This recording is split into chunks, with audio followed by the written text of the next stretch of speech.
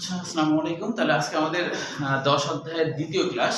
দেখো যে পরাগরেণুর পরিস্ফুটন বা পুংগ্যামেটোফাইটের পরিস্ফুটন একই কথা। পরীক্ষায় যদি আসে এটাও সৃজনশীল হিসেবে পড়বা যে পরাগরেণুর পরিস্ফুটন। এটা যদি বলে তাহলে একই। আবার যদি বলে পুংগ্যামেটোফাইটের বিকাশ বা পরিস্ফুটন একই কথা। পুংগ্যামেটোফাইট তার মানে হলো পুরুষ যেটা আরকি। গ্যামেট মানে তো আমরা জানি জননকোষ, মানে পুরুষ জননকোষের বিকাশ, তাই না? এটাই হলো পুংগ্যামেটোফাইট। এটা তো হ্যাপ্লয়েড আমরা জানি। তো এখানে মনে রাখতে হবে এই বিকাশটা কিন্তু কোথায় হয়। বিকাশটা কিন্তু হয় কোথায় জানো? যখন হলো স্ত্রী ফুলের স্ত্রীস্রাবক, মনে করো এইটা ঠিক এইখানে যখন পড়বে পরাগরেণু, তখনই কিন্তু এর পরিস্ফুটন শুরু হয়। বই যদি এটা এইভাবে পরিষ্কার করে বলা নাই, কিন্তু এটা হচ্ছে নিয়ম, হ্যাঁ, যে পুষ্টি খাবে, এখান থেকে পুষ্টি গর্ভমুণ্ডে পড়লো, ধরো গর্ভমুণ্ডে মনে করো যে পরাগরেণু পড়েছে, তো তো আমরা তো জানি বাইরের দিকটা এরকম, তাই না? তো যখন এখানে পড়ে এর সাথে লাগে, যখন এখানে পড়বে তখন হচ্ছে এখানকার পুষ্টি সংগ্রহ করবে, পুষ্টি সংগ্রহ করে তখন সে এই বরাবর বৃদ্ধি পেতে শুরু করবে, তাই না? অর্থাৎ পরাগরেণুর ভিতরের স্তর কিন্তু সেলুলোজ, উপরেরটা কি কিউটিন। এটা মনে রাখবা, প্রয়োজন হলে এভাবে মনে রাখবা। বলতে চেয়েছিলেন যে সেলুলোজ কেন? ওই ভিতরেরটা, আচ্ছা বলছি। তাহলে বাইরেরটা তো কিউটিন, এটার মধ্যে খুব গুরুত্বপূর্ণ এমসিকিউ। বাইরেরটা কিউটিন মনে রাখবা, বাইরেরটা কিউটিন মনে রাখবা, কিউট, বাইরেরটা কিউট। মানে কিউট না হলে তো আসলে স্ত্রী কিশোরের কাছে যাইতে পারবে না, তাই না? কিউট হয়ে, যেমন ধরো বিয়ে করতে যখন ছেলেরা যায় তখন কি কিউট হয়ে যায় না? যেমন তখন হয়ে যাবে, কিউট হয়ে যাবে, তাই না? তো সেরকম আর কি কিউট হয়ে যায়। তো অনেকে বলে যে বাইরে ফিটফাট, ভিতরে সদরঘাট, বলে না? তো ভিতরে কিন্তু অত ডিজাইন করা নাই। বাইরে যেমন কিউটিন আছে, আবার কিছু প্রোটিন জাতীয় উপাদানও আছে, যে বাইরেরটা বেশ ডিজাইন করা, হ্যাঁ। কিন্তু ভিতরেরটা ওই যে বাইরে ফিটফাট, ভিতরে হলো সদরঘাট। তো সদরঘাটের দন্তেশ্ব আছে না, তার মানে সেলুলোজ। তার মানে ভিতরটা কি সেলুলোজ, ভিতরটা হলো সদরঘাট থেকে, সদরঘাটের দন্তের সাথে কি হয় সেলুলোজ, এটা মনে রাখবা আর কি। তাহলে এই সেলুলোজ মেইন হওয়ার কারণটা কি?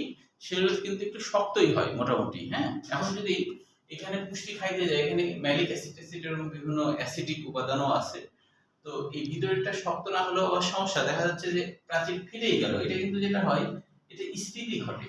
তো স্ফীতি ঘটে এইখানে তো আবার কি আছে, ডিম্বক আছে, এই জায়গায় ধরো ডিম্বক আছে, পরে আমরা আঁকবো সুন্দর করে, এখন খালি একটু হালকা করে দেখাচ্ছি। ধরো এই জায়গাটাতে ডিম্বক আছে, তো এই যে স্ফীতি ঘটলো, এই স্ফীতিটা কিন্তু বাড়তে থাকে, আস্তে আস্তে ভিতরের দিকে বাড়তে থাকে। তো এই বাড়া অংশটাও সেলুলোজ দিয়ে, সেলুলোজ না হলে কিন্তু পানি টানি এগুলোতে সব গলে যাবে যদি সেলুলোজ না হইতো, হ্যাঁ। সেলুলোজ হওয়ার কারণে গলে যায় না, তো শক্ত হয়, শক্ত হয়ে এই বরাবর সামনের দিকে আগাতে থাকে। তো বইয়ে যেটা দেখানো হয়েছে সেটা তো স্ত্রী কিশোরের উপরে না পড়েই এমনি দেখানো হয়েছে। তো মনে রাখবা, পরে আছে, হ্যাঁ ওটা পরে, ওই চিত্রটা পরে আছে, ওটা আমরা পরে শিখবো। তাহলে এখানে হচ্ছে যে যেটা বলা আছে সেটা হলো, ধরো এটা একটা পরাগ রেণু, বাইরের দিকটা এরকম। তো পরাগ রেণুর যেটা হয় সেটা হলো এর আরেকটা মাইটোসিস বিভাজন ঘটে, দিয়ে দুইটা হয়ে যায়। আসলে দুইটা যখন হয় তখন এখানে যে নিউক্লিওপ্লাজম যেটা তৈরি হয়, একটাতে কম নিউক্লিওপ্লাজম থাকে আর একটাতে বেশি নিউক্লিওপ্লাজম থাকে। তো তাহলে যেটা বেশি থাকে সেটা একটু বড় হবে, ওইটাই হলো নালিকা নিউক্লিয়াস হয়। ওটা কি হয়? নালিকা নিউক্লিয়াস। তাই দেখো একটা একটু বড় করে দেয়া আছে আর একটা ছোট করে দেয়া আছে, হ্যাঁ। যেটা জনন নিউক্লিয়াস ওটা হলো ছোট করে দেয়া আছে। তো আসলে কিন্তু নালিকা নিউক্লিয়াসই আগে আগে এর মধ্যে আসতে থাকে আর কি। তারপরে এক পর্যায়ে দেখা যায় এখানে পুষ্টি তো খাচ্ছে, এই যে জনন নিউক্লিয়াসটা আছে এটা আবার বিভাজিত হয় এবং এটা একটা কোষে পরিণত হয়, সেটা হলো পুংগ্যামেট কোষ। সেটা কিন্তু ওই শুক্রাণু কিন্তু একটা কোষ, তখন কিন্তু আর নিউক্লিয়াস না, তখন এটা একটা কোষ হয়ে গেছে, হ্যাঁ। এবং সেটা হলো শুক্রাণু, কারণ লম্বা লম্বা একটু লম্বা হয়, এই জন্য শুক্রাণু কোষ। শুক্রাণু কিন্তু একটা কোষ, নিউক্লিয়াস না। উচ্চ পুষ্টি শিখে নিউক্লিয়াসের বাইরে আবার একটা আবরণ সহ শুক্রাণু তৈরি হয়ে যায়, দুইটা হয়ে যায়, তাই না? তো এই পর্যন্তই কিন্তু পুংগ্যামেটোফাইটের বিকাশ, এইটুকুই, আর তেমন কিছু নাই, পড়লেই বুঝতে পারবে এখন, হ্যাঁ। তবে এখানে একটা মেডিকেল অ্যাডমিশনে 14 সালে আসছিল পোলেন টিউব নিয়ে, যে হ্যাঁ, যে পরাগরেণুর কোনটি বিকশিত হয়ে পোলেন টিউব গঠন করে? তাহলে আমরা বলবো ইনটাইন। হ্যাঁ ইন্টাইন। ইনটাইন বিকশিত হয়ে পোলেন টিউব গঠন করে। এইভাবে আসছিল মেডিকেল অ্যাডমিশন 14 সালে। হ্যাঁ, এই এরকম কোশ্চেন ছিল যে জাম্পোর, না এভাবে আসলো, জাম্পোর বৃদ্ধি পেয়ে কিসে পরিণত হয়? এভাবে আসলো, জাম্পোর বৃদ্ধি পেয়ে কিসে পরিণত হয়? জাম্পোর মানে এই ছিদ্রটা, তাহলে এই ছিদ্রটা, হ্যাঁ এটা আসছিল। এরপরে দেখো ডিম্বকের পরিস্ফুটন, এটা একটু বুঝতে হবে। ডিম্বকের পরিস্ফুটনটা, যে ডিম্বকের এখান থেকে দেখে ডিম্বকের পরিস্ফুটনে যেটা হয়, ধরো এটা একটা স্ত্রীকেশর, তো স্ত্রীকেশরের নিচের দিকে কিছু কোষ থাকে যারা হলো অমরা টিস্যু। অমরা টিস্যু, তো এই অমরা টিস্যুর মধ্যে হঠাৎ করে বিভাজন ঘটতে শুরু করে। তো বিভাজন ঘটতে ঘটতে একসময় বড় আকার ধারণ করে, মানে এটা কিন্তু সব টুয়েন, একটা স্ফীত অঞ্চল তৈরি হয়, সব কিন্তু টুয়েন, যেটাকে আমরা বলি নিউসেরাস বা ভ্রূণ কোষক টিস্যু বা পুষ্টি সমৃদ্ধ টিস্যু, মানে যার মধ্যে প্রচুর পুষ্টি থাকে এই কোষের মধ্যে। তো এটা তৈরি হলো, পরবর্তীতে এর বাইরে আবার দুটো আবরণ হয়, সেটা বলা হচ্ছে, ধরো এটা আমি বাইরে লিখছি, এই যে ভ্রূণ কোষক টিস্যু হয়েছে, এখন এই ভ্রূণ কোষক টিস্যুর যেটা ঘটে সেটা হলো এই ভ্রূণ কোষক টিস্যুর মধ্যে একটা কোষ আকৃতিতে অনেক বড় হয়ে যায়। মনে করো এখানে অনেক কোষই আছে, এর মধ্যে একটা কোষ আকৃতিতে বড় হয়ে গেল, একটা কোষ আকৃতিতে বেশ বড় সড়ো হয়ে যায়। একটা কোষ ভ্রূণ কোষক টিস্যুর মধ্যে একটা কোষ আকৃতিতে বড় হয়ে গেল, আর কি হলো, ভ্রূণ কোষক টিস্যুর বাইরের দিকে আবার দুটা আবরণ তৈরি হলো। এখানে কিন্তু এটা হচ্ছে, হ্যাঁ এরকম দুটো আবরণ হলো এবং এক পর্যায়ে এটার সাথে লেগে যায়। এখানে কিন্তু এরকমই ঘটে, হ্যাঁ এরকমই ঘটে, পরে এক পর্যায়ে এইভাবে করে লেগে যায়। তো এখন এই গোটাটা হলো, তো গোটাটাকে আমরা ডিম্বক বলছি। এখন এই যে যেটা হলো, এটা কিন্তু আর্কিস্পোরিয়াল কোষ, আগের মতোই, তাই না? আর্কিস্পোরিয়াল কোষ হয়েছে, মানে আদি স্ত্রীরেণু কোষ এখানে, হ্যাঁ। তো স্পোর মানে রেণু, স্পোর মানে রেণু, হ্যাঁ। তো আদি রেণু কোষ, প্রাথমিক জনন কোষও বলা যায় এটাকে। এই প্রাথমিক জনন কোষ চাইলে আরেকটু বড় সড়ো হইতে পারে, হয়ে হলো স্ত্রী জনন মাতৃকোষ হতে পারে, আবার সরাসরি প্রাথমিক জনন কোষই স্ত্রীরেণু মাতৃকোষ হলো। মাতৃকোষ মানে কি, মাতা কোষ, যে কোনো স্টেপ চালাবে আর কি। তাহলে এখন এই কি করবে, এই জিনিসটা যখন এই স্ত্রী জনন মাতৃকোষ হয়ে গেল, আকৃতিতে বড় হয়ে বা ওরকম থেকেই, তাহলে স্ত্রী জনন মাতৃকোষ যখন, তখন তো মিউসিস হতে হবে, তাই না? মনে রাখতে হবে যে মাতৃকোষ থেকে মিউসিস বিভাজনই হয়। তাহলে এখন এই কোষটার বাইরে নিউক্লিয়াসটাও দেখাতে হবে, ওই এরকম দেখানো আছে, এর বাইরে মনে করো নিউক্লিয়াসের কোষ লেগে আছে, এটা দেখাচ্ছে, এর বাইরে নিউক্লিয়াসের কোষ লেগে আছে, হ্যাঁ। এখন এইটার কি হবে, মিউসিস বিভাজন হবে, এটা হবে মিউসিস বিভাজন। সব কিন্তু এর মধ্যে ঘটছে, আমরা বাইরে বের করে দেখালাম, কিন্তু এর মধ্যেই তো ঘটছে সব, তাই না? আচ্ছা, এখন মিউসিস বিভাজন হলে আমরা জানি চারটা কোষ হয়, তাই না? তাহলে ধরো চারটা কোষ হচ্ছে, মনে করো এই একটা, এখানে আরেকটা, এখানে আরেকটা, এখানে আরেকটা, এরকম চারটা কোষ। সব ঘটনায় কিন্তু নিউক্লিয়াস কোষের ভিতরেই, এজন্য বাইরের দিকে নিউক্লিয়াস কোষ আমরা দিয়ে দেব, যে নিউক্লিয়াস কোষের মধ্যে এর আশপাশে নিউক্লিয়াস কোষ লেগে আছে। এবার কি হবে, এবার হচ্ছে এর মধ্যে তিনটা কোষ মারা যাবে, তিনটা কোষ মারা যাবে, মারা যে আসলে একজনকে তোমার কি করে, যে পরিণত করতে থাকে, তাই না? যেমন সব ঘটনাতেই দেখা যায় যে অনেকে মারা যেয়ে অন্য কাউকে প্রতিষ্ঠিত করে ফেলে, তাই না? আমাদের দেশে স্বাধীনতা হয়েছে, অনেক মৃত্যু হয়েছে, তার বিনিময়ে অন্যরা আমরা স্বাধীন দেশে আছি, তাই না? আবার 24-এ বলা হচ্ছে যে অনেকে মুক্ত হয়েছে, কিন্তু অনেকে মারা গেছে, তাই না? অনেক মেধাবী ছাত্ররা জীবন দিছে, যেটা দেশের হয়তো তারা সম্পদ হতে পারতো, তাই না? বেশিরভাগ তো ঢাকা ইউনিভার্সিটির স্টুডেন্টরাই বেশি আর কি মারা গেছে, তো বা আহত হয়েছে, চোখ অন্ধ হয়েছে, কি নিজে ধ্বংস হয়ে আমাদেরকে মুক্ত করছে, ব্যাপারটা এরকম আর কি। তো তাহলে হচ্ছে যে এখানে তাই হয়, তিনটা কোষ মারা যায়, যদি মারা যায় তাহলে তো এরা দেখা খারাপ হয়ে যাবে, মারা গেলে তো আর স্বাভাবিক থাকবে না, তাই না? এরকম হয়ে যায়। আর একটা হচ্ছে বড় হয়ে, এটাই হয় কার্যকর স্ত্রীরেণু মাতৃকোষ, এটার নাম হয় কার্যকর স্ত্রীরেণু মাতৃকোষ, কার্যকর স্ত্রীরেণু মাতৃকোষ, স্ত্রীরেণু মাতৃকোষ। আচ্ছা, এটুকু পর্যন্ত আমি আরেকবার বলি, হ্যাঁ, যাতে মুখস্থ হয়ে যায়। হ্যাঁ, এদিকে কেউ দেখতে পাচ্ছি। ও আচ্ছা, মানে আমি কোন দিক লিখি, ওদিক করে লিখি। ও আচ্ছা আচ্ছা, আমি আরেকবার বলি। প্রথমে হলো একটা স্ত্রী কেশর, একটা ফুল মনে করো। হ্যাঁ, তো এই ফুলের যখন ফুলটা বড় হতে শুরু করে, মানে কলি থেকে যখন বড় হতে শুরু করে, তখন কি হয় যে নিচের দিকে কিছু টিস্যু গুচ্ছ থাকে যাদেরকে অমরা বলা হয়। হ্যাঁ, তো আসলে অমরা বলতে এমন টিস্যু বোঝায় যারা হচ্ছে নতুন কিছু তৈরি করবে, এরকম কিছু আমরা অমরা বা প্লাসেন্টা বলি। হ্যাঁ, নতুন কিছু তৈরি করবে তাকেই বলা হয় অমরা বা প্লাসেন্টা। তাহলে এখানে কালো মনে করো, এটা হলো সেই অমরা কোষ। এরা প্রথমে কি মাইটোসিস বিভাজন ঘটাবে, ঘটে ঘটে একটা স্ফীত অঞ্চল গঠন করবে। সবাই ডিপ্লয়েড তৈরি করলো। তৈরি করার পর এর মধ্যে থেকে একটা কোষকে তারা নির্বাচিত করবে।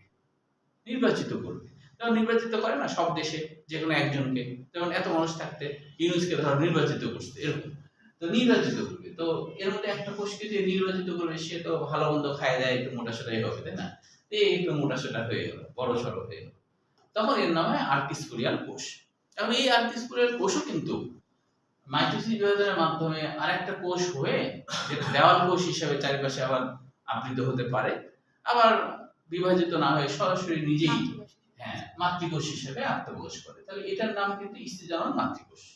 এটা 2n, স্ত্রী জনন মাতৃকোষ 2n। এটা হলো স্ত্রী জনন মাতৃকোষ। জনন মানে বংশীয় বিস্তার, তাই না? মাতৃকোষ, এটা হলো স্ত্রী জনন মাতৃকোষ। এখন এই স্ত্রী জনন মাতৃকোষের ভিতরে কি হবে, যে মিয়োসিস বিভাজন হবে। মিয়োসিস বিভাজন হয়ে কি হবে, যে এক পর্যায়ে 4টা হবে, পরে 3টা মারা যাবে, এবং একটা কার্যকর স্ত্রী জনন মাতৃকোষ। এটা হলো কার্যকর, এই হলো পরবর্তীতে নিষেক ক্রিয়ায় অংশগ্রহণ করবে, তাই এটাকে বলা যায় কার্যকর স্ত্রী জনন মাতৃকোষ। এটি পর্যন্ত আসলে শেষ, মানে বর্ণনা শেষ আর কি। এটি পর্যন্তই ডিম্বকের পরিস্ফুটন যদি বলে, বা স্ত্রী গ্যামেটোফাইটের পরিস্ফুটন বলে, একই উত্তর। ওটা হ্যাঁ, বিভাজিত পরে দুইটা তো হবে। নিউক্লিয়াস হবে, দুটো আবার চারটা হ্যাঁ, হবে। এটা আবার কি হবে, এটার মধ্যে অনেক ঘটনা ঘটবে। এই যে এটা তারপরে ধরো, মাঝখান থেকে একটা এই যে এটা তো, এটা ধরো দুই পারে চলে যাবে, দুইটা হবে, পরে হচ্ছে এক পর্যায়ে ধরো এটা আবার বিভাজন হবে, 4টা হয়ে যাবে। এটা আমরা শিখবো, আর পরের ইয়েতে আছে। হ্যাঁ, তারপরে আবার আরো বিভাজন হবে, হয়ে এই যে 4টা হবে, এখানে 4টা, এখানে 4টা হবে। একটা হচ্ছে একটা ট্রান্সফর্মার। এক পর্যায়ে কি হবে, এক পর্যায়ে দেখা যাবে এর মধ্যে, এই যে এর মধ্যে এরকম একটা ঘটনা ঘটবে, যে ভ্রূণথলি গঠন করবে। এই ভ্রূণথলির মধ্যে কিন্তু এরকম সাবসিডারি কোষ হ্যাঁ, থাকবে, এরকম একটা অবস্থা তৈরি হবে। তাহলে এটা হলো ভ্রূণথলি। এটা হচ্ছে কি ভ্রূণথলি, যেটা দেখতে পাচ্ছ, এই যে এটা। হ্যাঁ, তাহলে কি নিউক্লিয়াসের ভিতরে তো এটা হলো, কিন্তু প্রথমে তো আর এইভাবে হয়নি। পলি অবস্থায় যখন পরিস্ফুটন হতে বড় হয়েছে, তখন এরকম একটা ঘটনা ঘটছে, তাই কি না? তো এটাই হলো ডিম্বক বা স্ত্রী গ্যামেটোফাইটের বিকাশ বা পরিস্ফুটন। ডিম্বক বললেও একই হবে, আবার যদি বলো যে স্ত্রী গ্যামেটোফাইট মানেই তো হলো কি, যে হ্যাপ্লয়েড। ওই যে বলেছি হাগা, তাই না? গা মানে গ্যামেট, সকল গ্যামেট, হাতে কি হ্যাপ্লয়েড। ওই হাগা মনে রাখলে সব মনে থাকে, তাই না?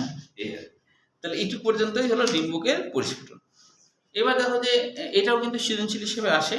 ডিম্বকের পরিস্ফুটন ও সোজা, এটাও সৃজনশীল হিসেবে আসে। ডিম্বকের গঠনও সৃজনশীল আসে, তবে সব থেকে বেশি আসে সৃজনশীলের জন্য এই যে একটি ডিম্বকের গঠনের চিহ্নিত চিত্র। এটা খুবই সোজা, তোমরা এখনই 1 মিনিটের মধ্যে এঁকে ফেলতে পারবা। এটা 19 আসছে, তাই না? তুমি সেটা প্রথমে যে কাজটা করতে হবে, ভ্রূণথলিটা ধরো আঁকলা, প্রথমে ভ্রূণথলি আঁকলা, ধরো এই ভ্রূণথলি আঁকলা, ভ্রূণথলি এঁকে ফেললাম, ভ্রূণথলি। তারপর হলো প্রতিপাদ কোষ, তারপরে এর আশপাশে নিউক্লিয়াস। আরে এখন এটা মনে করো নিউক্লিয়াস। তো নিউক্লিয়াসে এখানে নিউক্লিয়াসের কোষ, তাই না? নিউক্লিয়াসের কোষ আঁকলাম, এটা হলো নিউক্লিয়াসের কোষ। নিউক্লিয়াসের মধ্যে তোমার এরকম 8টা হলো কিভাবে, সেটা তো আমরা আগেই দেখলাম, তাই না? 8টা কিভাবে হলো আগে দেখলাম না? তারপরে এখন এর বাইরের দিকে আমরা হচ্ছে 2টা ত্বক দেব। একটাকে বলা হচ্ছে অন্তত, তাই না? আর আরেকটা হলো এইভাবে করে হয়ে গেল। কিন্তু এটাই এটাই হলো অধোমুখী ডিম্বকের লম্বচ্ছেদ। কঠিন কি এটা? খুবই সহজ, তাই না? কঠিন মনে হচ্ছে কঠিন, পারা যাবে কিন্তু। তাহলে এটা হলো অধোমুখী, মানে কি এদিকে নিচের দিকে মুখ করে আছে, বলে না অধঃপতন হচ্ছে তোমার, অধঃপতন মানে নিচের দিকে চলে যাওয়া, তাহলে এটাই হলো অধোমুখী ডিম্বকের লম্বচ্ছেদ। তাহলে এখন হচ্ছে এই ছবিটা একটু বইয়ের দিকে বুঝে নিই কোনটা কি।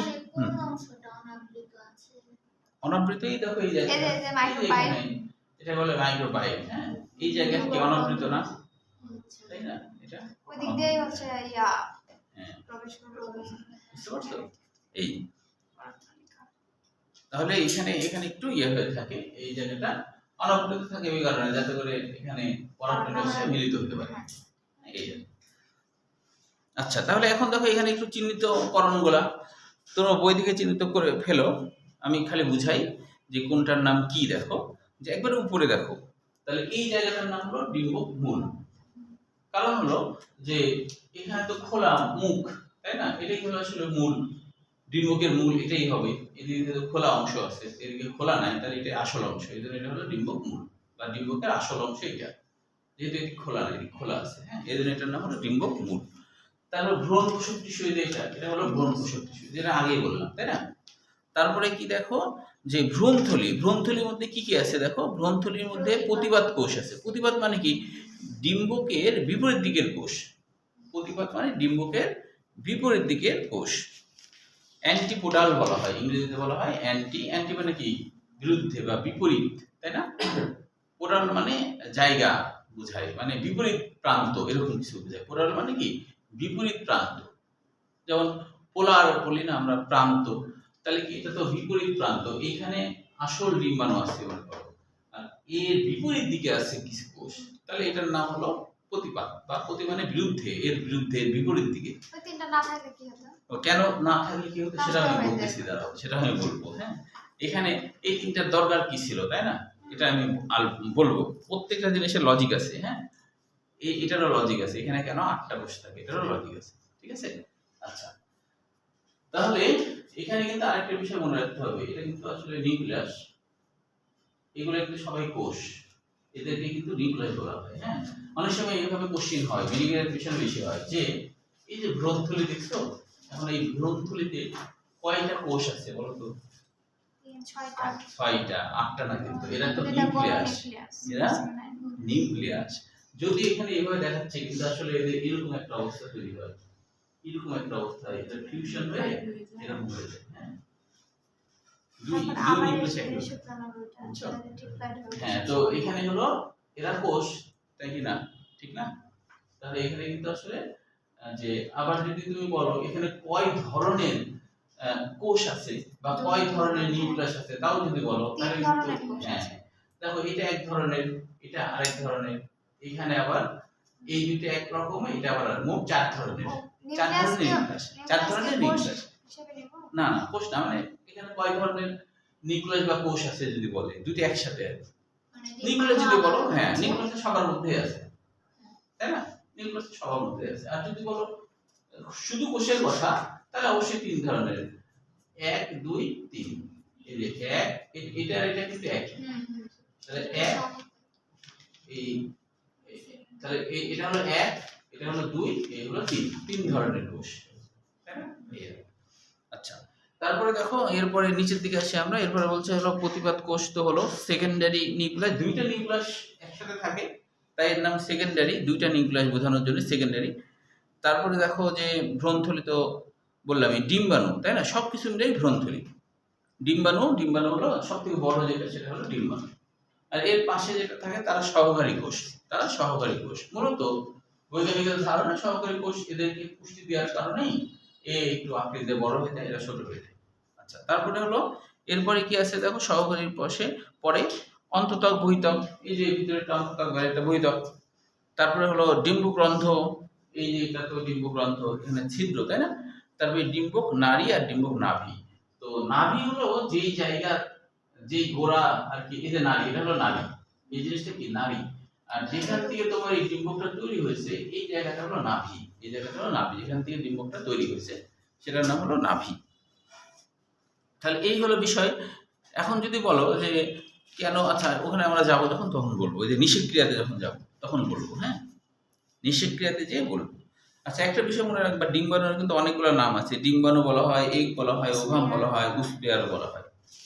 হ্যাঁ, আছে উস্পিয়ার এটা। এটাও আছে, বই আছে অবশ্যই। হ্যাঁ। উস্পিয়ার ডবল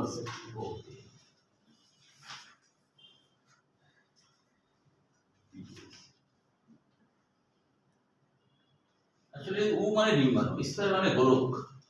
ডিম্বাণু সাধারণত গোল হয়, এই জন্য এরকম নাম দিচ্ছে। উ মানে ডিম্বাণু, উ মানে ওভাম, তো ওভামটাকে সংক্ষেপে উ বলা হচ্ছে, ওভামটাকে সংক্ষেপে উ বলা হচ্ছে।